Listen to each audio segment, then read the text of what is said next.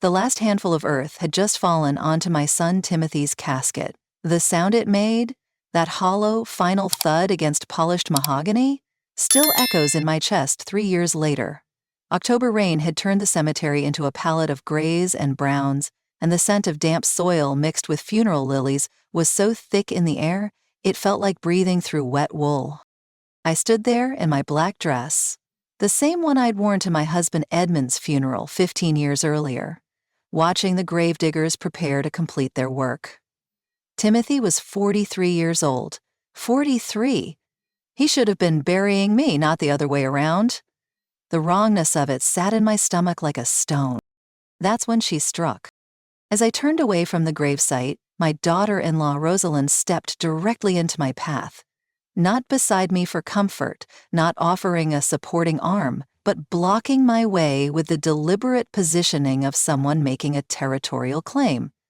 There were no tears in her eyes, there never had been, not even during the service. Only cold calculation, like a jeweler appraising a particularly valuable piece. She didn't bother with condolences, didn't ask how I was holding up or offer the meaningless platitudes that people share at funerals. Instead, Rosalind looked me directly in the eyes and said, "I need you to understand something, Beatrice. The house is mine now. I don't want to see you anywhere close to it after today. Not our house, not Timothy's house that I'll be living in now, mine." As if the craftsman home where Timothy and I had spent 10 years restoring every original detail, where we'd planted the garden that bloomed with his favorite peonies each spring, where every room held memories of the life we'd built together after his father died. As if all of that had been erased the moment the last shovelful of dirt hit his coffin. I stood there, my black dress clinging to me in the humid air, rainwater pooling in the brim of my hat, and felt the entire world tilt on its axis. The grief that had been consuming me for the past week suddenly crystallized into something else entirely. Something colder, something more dangerous. If you've ever been dismissed because of your age, ever been told you don't matter anymore, ever had someone assume that being older means being weaker, then you need to hear what happened next. Because sometimes the most dangerous person in any room is the quiet woman everyone has decided to overlook. Hit that subscribe button now if you've ever been underestimated, because this story is about to show you exactly what happens when predators mistake wisdom for weakness. My name is Beatrice Hartwell. I'm 68 years old, and for 42 years, I was a professional archivist at the County Historical Society. My job was to take fragments, damaged documents, incomplete records, scattered photographs, bits and pieces of stories that seemed lost forever, and reconstruct the truth from what remained. I learned to read between the lines, to spot inconsistencies that others missed, to follow paper trails that led to secrets people thought they'd buried. I developed an eye for details that didn't belong, for patterns that revealed hidden connections, for the difference between what people claimed happened and what actually occurred. For 4 decades, I applied those skills to century-old mysteries, dusty courthouse records, and faded family photographs. I thought I understood how to piece together fragments of the past to find the truth. But standing in that cemetery, listening to Rosalind claim ownership of everything Timothy and I had built together, I realized I was completely unprepared for the lie that had been my son's entire marriage. I had missed the most important investigation of my life, the one happening right under my own roof. What I didn't know yet was that those 4 decades of training were about to become weapons, and the woman who thought she could dismiss me as a powerless old lady had just made the most catastrophic miscalculation of her life. To understand what Rosalind was trying to steal from me, you need to understand what Timothy and I had built together. After my husband Edmund died of a sudden heart attack when Timothy was 28, my son and I made a decision that probably seemed unusual to most people. Instead of Timothy moving out to start his independent adult life, we decided to buy a house together. We found this 1924 craftsman house on Elm Street, a grand old lady with good bones but decades of neglect. The original hardwood floors were buried under layers of cheap carpet. The built-in bookcases had been painted over so many times you could barely make out the intricate molding. The kitchen still had avocado green appliances from the 1970s, and the garden was nothing but weeds and overgrown shrubs. For 10 years, that house was our shared project, our common purpose. Timothy had inherited his father's gift for woodworking, and he spent weekends and evenings painstakingly stripping paint from the original millwork, refinishing the oak floors board by board, restoring the crown molding to its 1920s glory. He rebuilt the kitchen cabinets by hand, matching the original craftsman style down to the smallest detail. My domain was everything else. I researched the house's history, found photographs of how it had looked when it was first built, tracked down original light fixtures from estate sales and architectural salvage shops. I curated every bookshelf, arranging volumes not just by subject, but by the story they told about our family's interests and dreams. And I created the garden. 3 years of planning and planting to establish perennial beds that would bloom in succession from early spring through late fall. It wasn't just a house when we finished, it was a diary of our life together, a physical manifestation of everything we valued: craftsmanship, beauty, learning, growth. Every room told the story of our partnership, our shared vision of what a home should be. The morning light streaming through the restored stained glass in the front hall, the scent of lavender from the herb garden drifting through the kitchen windows, the sound of Timothy's tools in the basement workshop where he continued to create beautiful things with his hands. Then came Rosalind. Timothy met her at a gallery opening downtown. She was 35 to his 38, with dark hair that always looked perfectly tousled and an artist's way of seeing beauty in unexpected places. She painted watercolors, cityscapes mostly, with a dreamy quality that made familiar places look romantic and mysterious. She was charming in that effortless way some people have, able to make anyone feel like the most interesting person in the room. She swept Timothy off his feet completely. Within 3 months, she was spending most nights at our house. Within 6 months, she'd moved in permanently, turning the spare bedroom into her art studio. She hung her paintings throughout the house, and I had to admit they were beautiful. They brought color and life to rooms that had perhaps been too focused on historical accuracy. At first, I was happy for Timothy. He'd been alone too long, too focused on work and our house projects. Rosalind brought spontaneity into his ordered life, convinced him to travel on weekends, introduced him to her circle of creative friends. She made him laugh in ways I hadn't seen since his father died. But slowly, almost imperceptibly, the house began to change in ways that had nothing to do with her artwork. My suggestions about dinner menus became interference with their domestic life. The antique furniture Timothy and I had carefully selected and restored became clutter that made the space feel cramped and old-fashioned. The garden maintenance schedule I'd developed over years became obsessive micromanagement of something that should grow naturally. Rosalind never criticized me directly. She was too clever for that. Instead, she would make casual comments to Timothy when she thought I couldn't hear. "Your mother seems so tied to the past, doesn't she? I worry that living with family makes it harder for us to develop our own traditions. Do you think she'd be happier in one of those lovely senior communities where she could make friends her own age?" A year before Timothy died, he appeared in the kitchen where I was having my morning coffee and asked if we could talk. He looked unusually serious, almost worried, as he sat down across from me at the oak table we'd found at an estate sale and restored together.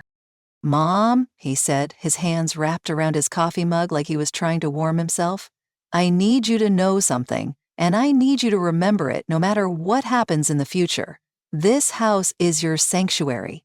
It will always be your home, no matter what changes come to our family." He pulled out a folder of legal documents and spread them on the table. "I've updated my will, and I've been very specific about the house.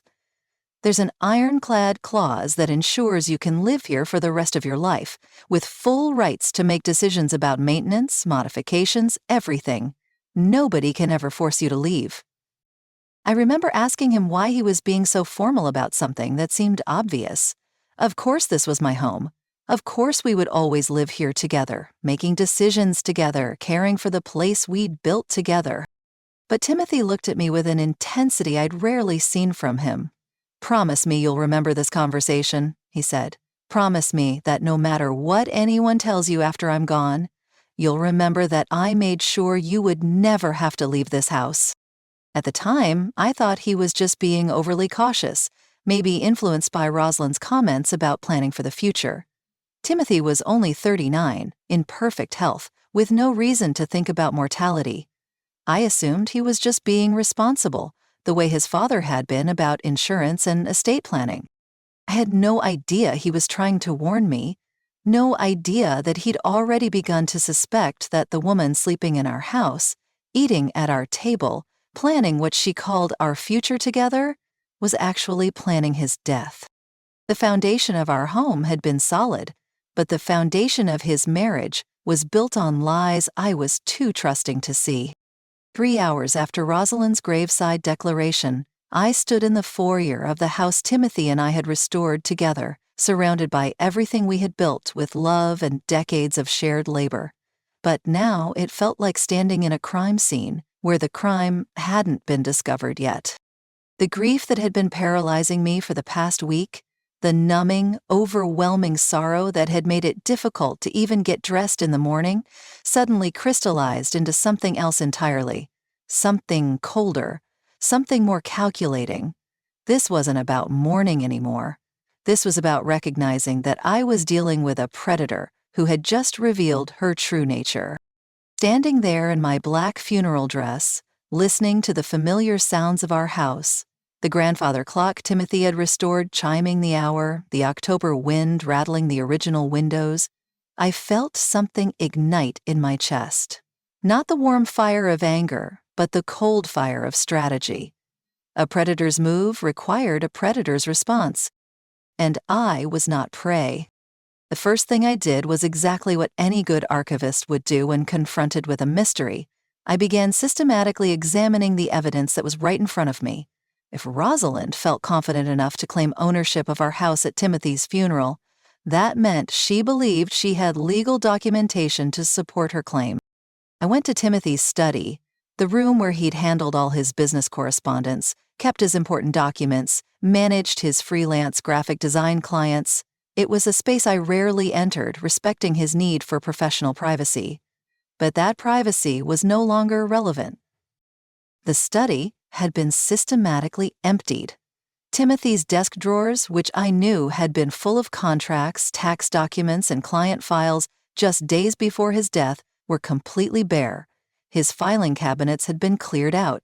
Even his computer was gone. Rosalind claimed she'd taken it to preserve his creative work, though Timothy had always backed up everything to cloud storage.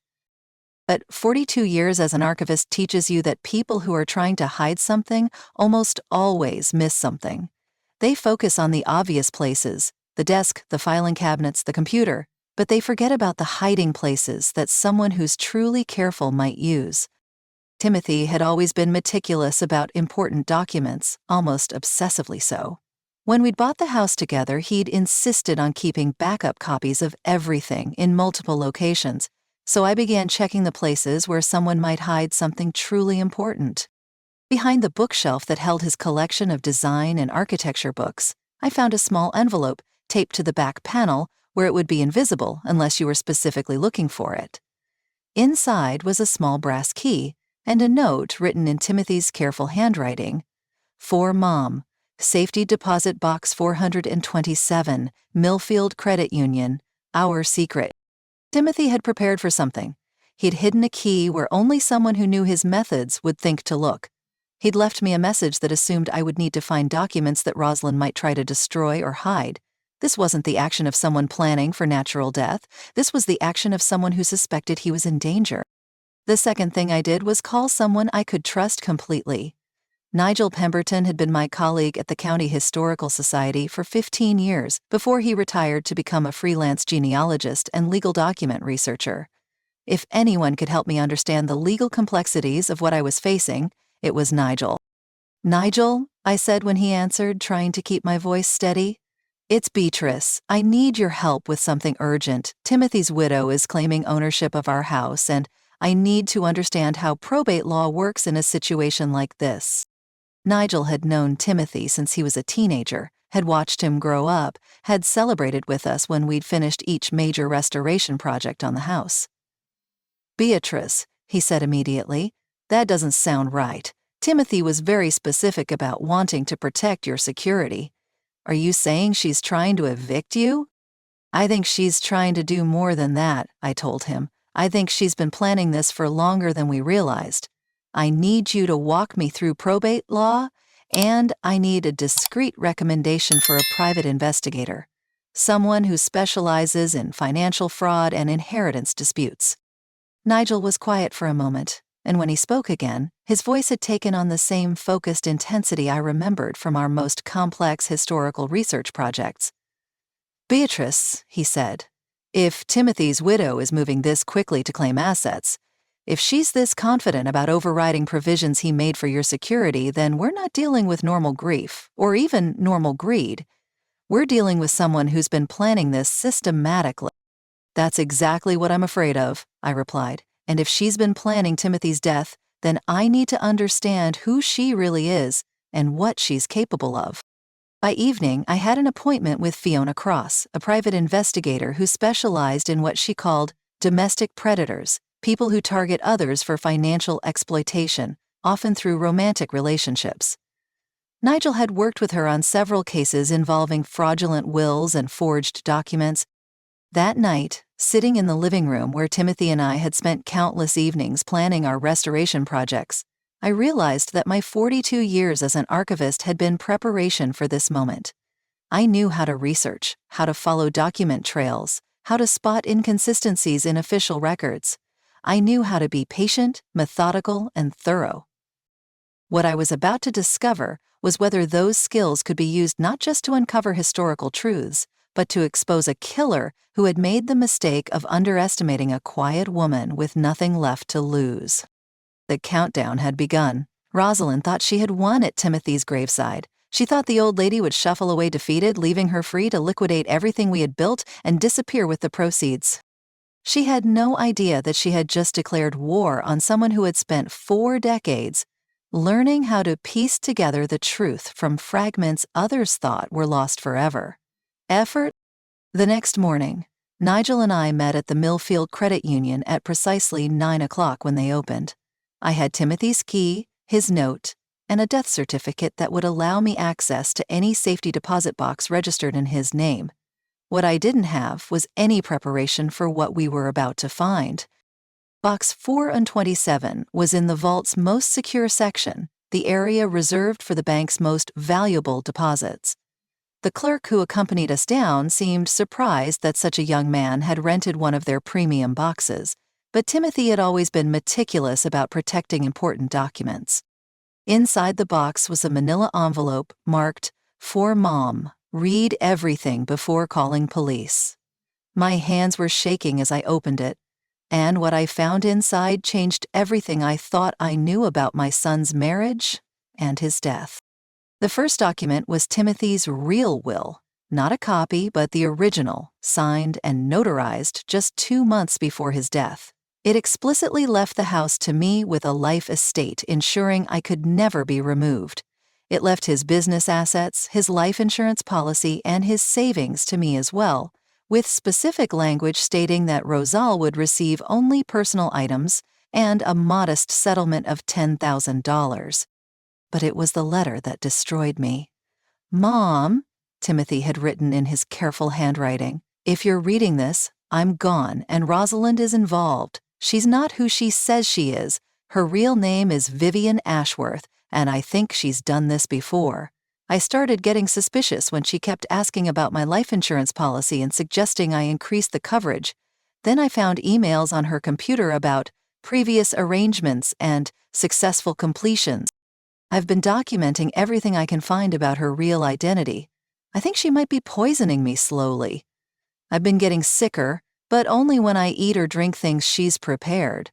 I've started eating lunch away from the house every day, and I feel better when I do. But I can't prove anything yet, and I'm scared that if I confront her directly, she'll escalate whatever she's planning. I'm leaving you all the evidence I've gathered. If something happens to me, please don't let her get away with it. And please don't let her destroy everything we built together. The house was always meant to be your sanctuary, just like we promised each other after Dad died. But Timothy had done more than just write a letter. He had been conducting his own investigation into the woman he'd married.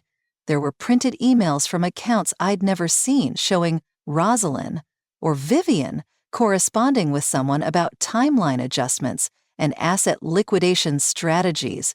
There were photographs he'd taken secretly showing Vivian meeting with a man I didn't recognize, a rugged-looking person with a distinctive hawk tattoo covering most of his neck. Most disturbing were the web search printouts showing that Timothy had been researching the symptoms of slow poisoning, particularly methods that might mimic natural illness or heart problems. He'd identified several substances that could cause the kinds of symptoms he'd been experiencing: fatigue, irregular heartbeat, digestive problems that could easily be attributed to work stress. Nigel and I immediately drove to Fiona Cross's office with everything from the safety deposit box. Fiona was a woman in her 50s with the kind of sharp intelligence that made you understand why she'd been successful tracking down con artists and inheritance thieves. When she saw Timothy's evidence, her expression became grim. "Mrs. Hartwell," Fiona said, spreading the photographs and documents across her desk, "what you've brought me suggests we're dealing with someone who's been operating this kind of scheme for years. The level of planning, the systematic documentation, the way she's been manipulating the timeline. This isn't someone who decided to kill her husband on impulse. This is someone who kills for a living." Fiona began by running a comprehensive background check on Vivian Ashworth. Within hours, she had uncovered a pattern that made my blood run cold. Vivian had been married twice before, under different names. Both previous husbands had been older men with valuable assets and limited family connections. Harold Pemberton, age 58, had died in a tragic accident when he fell from a ladder while cleaning gutters on his Victorian house in Springfield. The accident happened just 14 months after he'd married a woman named Victoria Ashford, who inherited his house and a substantial life insurance policy. Victoria had sold the property within weeks of Harold's funeral and disappeared. Winston Clark, age 62, had died of a sudden, severe allergic reaction to shellfish, despite having eaten seafood regularly for his entire adult life, with no previous allergic reactions. He'd been married for 11 months to a woman named Veronica Ashton, who inherited his antique restoration business and his considerable savings. Veronica had liquidated everything and moved away immediately after his death. Victoria Ashford, Veronica Ashton, Vivian Ashworth, Rosalie, all variations on the same initials, all women who appeared in the lives of successful, somewhat isolated older men, all widows who had inherited substantial assets from husbands who died in supposedly natural or accidental ways. But Fiona's most disturbing discovery was the identification of the man in Timothy's photographs. The rugged individual with the hawk tattoo was Rex Caldwell, a person with an extensive criminal record including arson, intimidation, and suspected involvement in several insurance fraud schemes. Rex wasn't just Vivian's associate. He was her partner in what appeared to be a systematic murder operation. Timothy's sudden cardiac arrest at age 43, his unexplained decline in health over several months, his wife's immediate claims on all his assets. It wasn't grief or even ordinary greed. It was the completion of a murder contract. Timothy had been killed as part of a business model, and I had been scheduled for elimination as soon as I became inconvenient to their plans for liquidating his estate. "Mrs. Hartwell," Fiona said, looking directly at me with the intensity of someone delivering life-or-death information. "You're not dealing with a grieving widow who's being unreasonably possessive of your son's assets. You're dealing with serial killers who have been operating for at least 5 years. Timothy wasn't their first victim, and if we don't stop them, you won't be their last." That evening, sitting in my living room surrounded by evidence of my son's murder and documentation of at least 2 other killings, I realized that everything had changed. This wasn't about inheritance disputes or family conflict anymore. This was about exposing killers who had been getting away with murder because they were smart enough to make it look like natural death, and patient enough to build romantic relationships that provided perfect cover for their crimes. Vivian had made a critical error at Timothy's graveside. She'd revealed her true nature to the one person who had both the skills and the motivation to destroy her completely. She'd declared war on someone who had spent 4 decades learning how to uncover secrets that others thought were buried forever. And now I knew exactly who she really was, what she'd done, and how she'd done it. The hunt was about to begin. Having proof that Vivian and Rex were serial killers was one thing. Getting evidence that would hold up in court and prevent them from disappearing before they could be prosecuted was something entirely different. Fiona and I spent 3 days developing a strategy that would use their own arrogance and greed against them. The plan was elegant in its simplicity. Vivian believed she was dealing with a grief-stricken old woman who could be intimidated into compliance. She had no idea that I'd discovered her real identity, uncovered evidence of her previous murders, or identified Rex as her partner. Her confidence in her own superiority would become the weapon I used to destroy her. On Thursday morning, exactly 1 week after Timothy's funeral, I called Vivian's cell phone. I had rehearsed this conversation with Fiona, practiced every inflection, every pause, every subtle indication that I was defeated and broken. When Vivian answered, I let my voice crack with precisely the right amount of despair. "Rosalind?" I whispered, making sure I sounded like someone who had been crying. "You win. I can't fight you anymore. This house, Timothy's things, all of it. I just don't have the strength to argue about inheritance laws and legal documents." There was a pause, and when Vivian spoke, I could hear the satisfaction in her voice. "I'm glad you're being reasonable, Beatrice. Timothy would want us to handle this transition smoothly, without unnecessary conflict. I'll be out by the end of the week," I continued, letting my voice tremble with the exhaustion of someone who had given up completely. I need to ask you something, and I need you to be honest with me. Timothy's death was so sudden, so unexpected. I need to know he didn't suffer. Did he say anything at the end? Was he in pain?" This was the crucial moment. If Vivian was truly a sociopath who had been successfully manipulating people for years, she wouldn't be able to resist the opportunity to demonstrate her superiority over someone she saw as completely defeated. The question about Timothy's final moments was designed to trigger exactly the kind of arrogant confession that destroys careful criminals. "Oh, Beatrice," Vivian said, and I could hear something cold and satisfied in her tone. "Timothy went very peacefully. He trusted me completely right up to the end. He never suspected that his morning tea was helping him transition to a better place." She'd admitted it. In her eagerness to demonstrate her power over someone she thought was helpless, Vivian had just confessed to poisoning my son.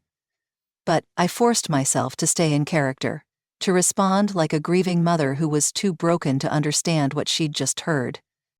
"That's good. That's good to hear," I managed, making my voice sound confused and grateful, rather than horrified. I was so worried that he might have been frightened, or in pain. "Thank you for taking such good care of him during those final weeks." "Of course," Vivian replied, her voice now warm with the fake compassion she'd been performing since Timothy's death. "I loved him very much. I'll always treasure the time we had together." While I had been performing my role as the defeated old woman, Fiona had been setting up the technical aspects of our operation. The day after my phone call with Vivian, while she believed I was packing to leave the house forever, Fiona and her team installed state-of-the-art listening devices in every common area of the house. These weren't the crude recording devices you might imagine. Fiona had access to military-grade surveillance equipment that could pick up whispered conversations from across a room and transmit them to receivers positioned in a rental house 3 blocks away. If Vivian and Rex were planning to celebrate their victory, we would capture every word. That evening, Fiona and I sat in the cramped living room of the rental house, surrounded by recording equipment and monitoring devices, waiting to see if our psychological manipulation had worked. We didn't have to wait long. At 8:30, we heard Rex's voice coming through the speakers with perfect clarity. "So the old bat finally gave up? About time. I was getting tired of playing the grieving widow's support system." She was pathetic. Vivian replied, her voice carrying none of the warmth or sympathy she'd been performing for the past month, practically begging me to tell her that Timothy didn't suffer. I almost felt sorry for her. "You shouldn't have told her about the tea," Rex said, and I could hear amusement in his voice. "What if she'd been smart enough to understand what you were saying?" "Please," Vivian laughed. "That woman has spent her entire life organizing old papers and watering plants. The idea that she might figure out we've been systematically poisoning people is ridiculous. She doesn't have the imagination for that kind of thinking." What followed was 23 minutes of the most detailed confession to serial murder I could have imagined. Rex and Vivian, confident that they were completely safe, discussed not only Timothy's murder but their entire operation going back 5 years. "The beauty of the slow poisoning method," Rex explained, apparently enjoying the opportunity to describe his expertise, "is that it mimics so many natural health problems. A little digital extract in the morning coffee over several weeks creates heart irregularities that look like genetic cardiac defects. The doctors never suspect foul play because the symptoms develop gradually. And I make sure to establish myself as the devoted, caring partner," Vivian added. "I'm the one calling doctors, expressing concern about their health, suggesting they might want to update their wills and insurance policies, just to be safe. By the time they die, everyone sees me as the loving widow who did everything possible to save them." But the conversation that made my blood freeze was their discussion of what came next. "How long before we can liquidate the house and move on?" Rex asked. "I'm thinking 6 months," Vivian replied. "Long enough for the grief narrative to seem believable, but not so long that I get bored playing the bereaved widow role. The old woman will probably die of natural causes within a year anyway. She's got that defeated look that people get when they've given up on life. Or we could help her along," Rex suggested casually, as if he were discussing the weather. "Make it look like suicide brought on by grief over losing her son. Elderly people kill themselves all the time when they can't cope with major losses." "That's brilliant," Vivian said, her voice brightening with genuine excitement. "A few months of watching her struggle with depression and isolation, then a tragic overdose of sleeping pills. Everyone would understand how grief could drive an old woman to such desperation." They had just confessed not only to murdering Timothy and at least 2 other people, but to planning my own death. They had discussed their methods in detail, revealed their motivations, and demonstrated the calculated cruelty that had driven years of systematic killing. Fiona and I looked at each other across that cramped rental living room, surrounded by the electronic evidence of their confessions, and we both smiled. It was not a warm smile. It was the smile of hunters who had just watched their prey walk directly into a perfectly constructed trap. They thought my age made me harmless. They thought my grief made me helpless. They thought 42 years as an archivist meant I was too naive to understand criminal behavior. They had just made the last mistake of their murderous careers. At 6 o'clock the next morning, Fiona and I walked into the state police headquarters in downtown Hartford, carrying a briefcase that contained 23 minutes of recorded confessions to serial murder, detailed documentation of at least 3 previous killings, and comprehensive evidence of an ongoing conspiracy to commit additional homicides. Detective Lieutenant Patricia Morse was assigned to our case, a woman in her early 50s who specialized in organized crime and had seen enough inheritance fraud cases to recognize the patterns we were describing. When we explained that we had recordings of active serial killers planning future murders, including my own, she didn't dismiss us as paranoid relatives with overactive imaginations.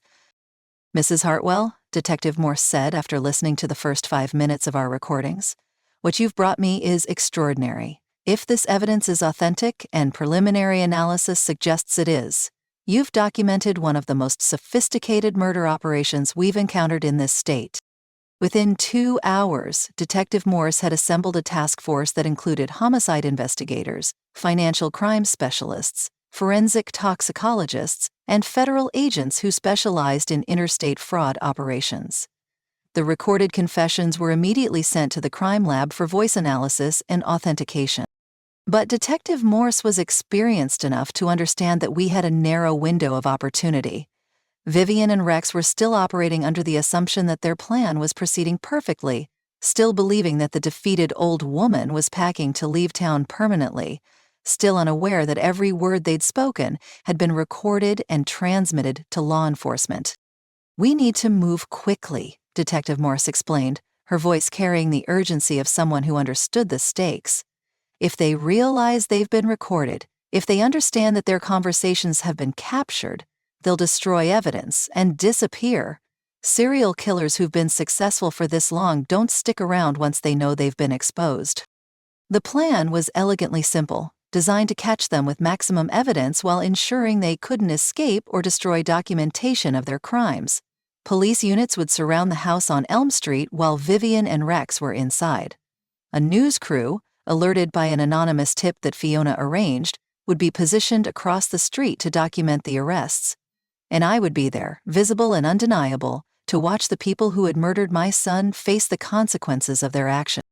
At 2:30 that afternoon, we drove back toward Elm Street in an unmarked police car, Detective Morse riding with us to coordinate the timing of the operation.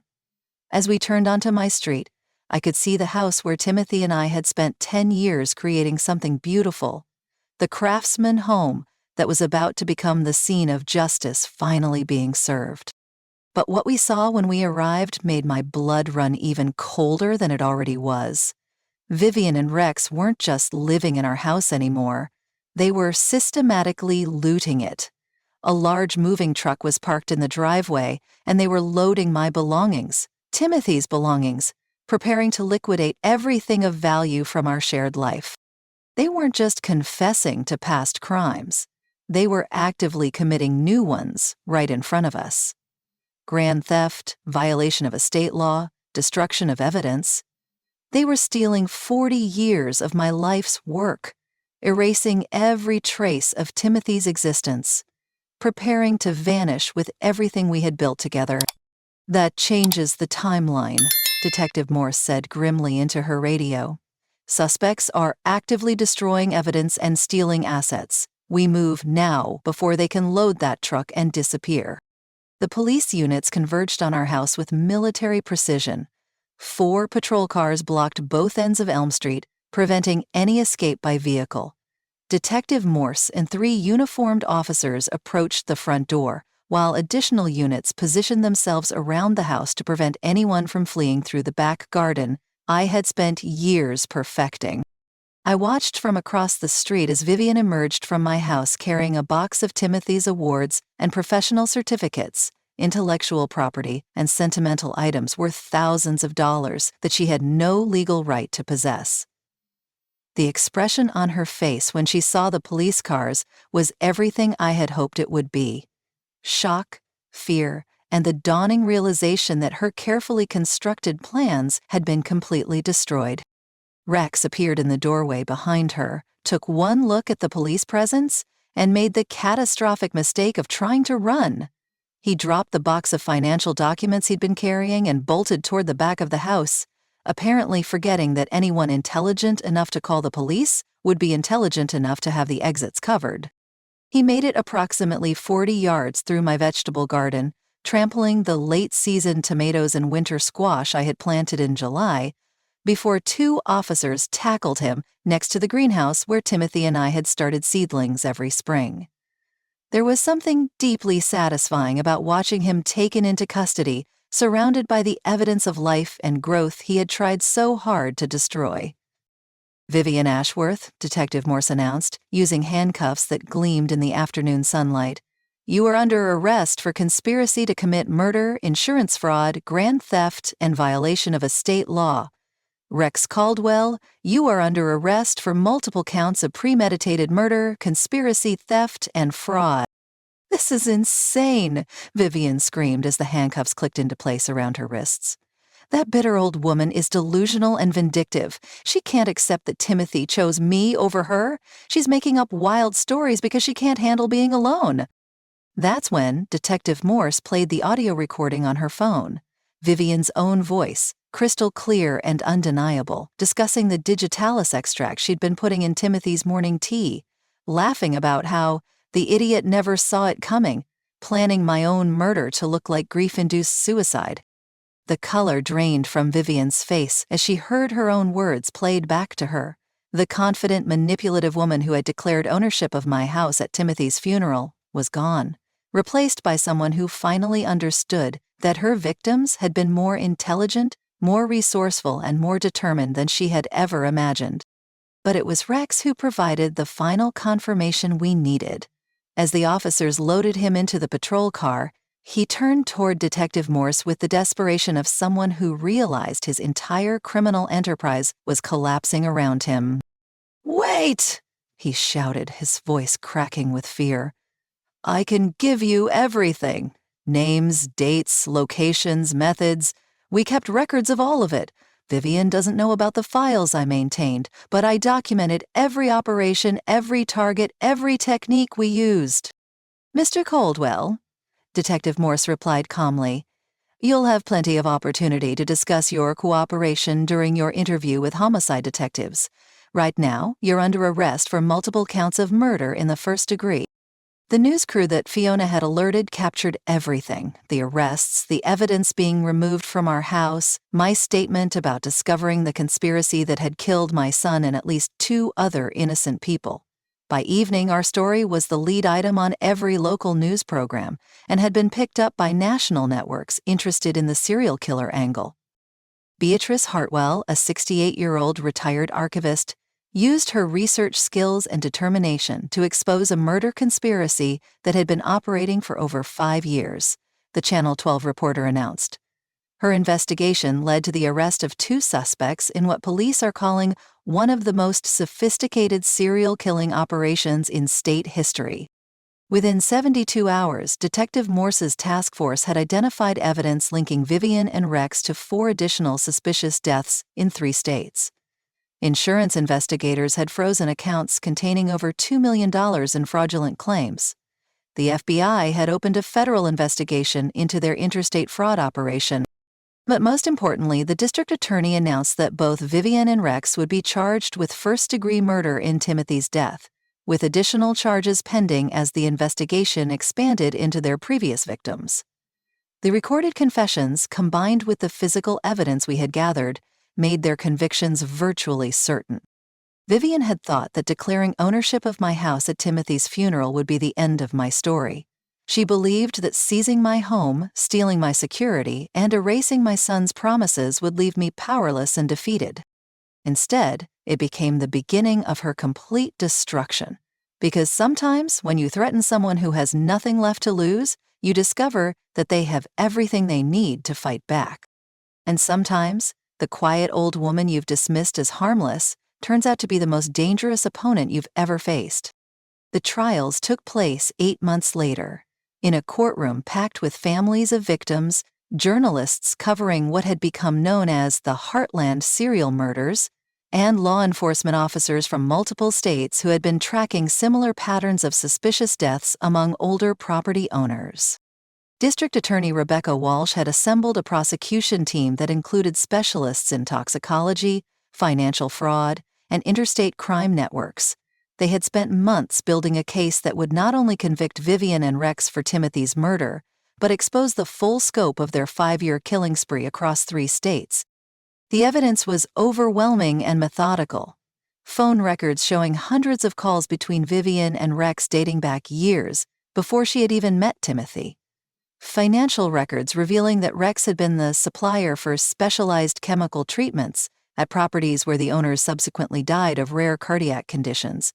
Insurance claims totaling over $3 million, all processed without investigation because the deaths appeared to be from natural causes.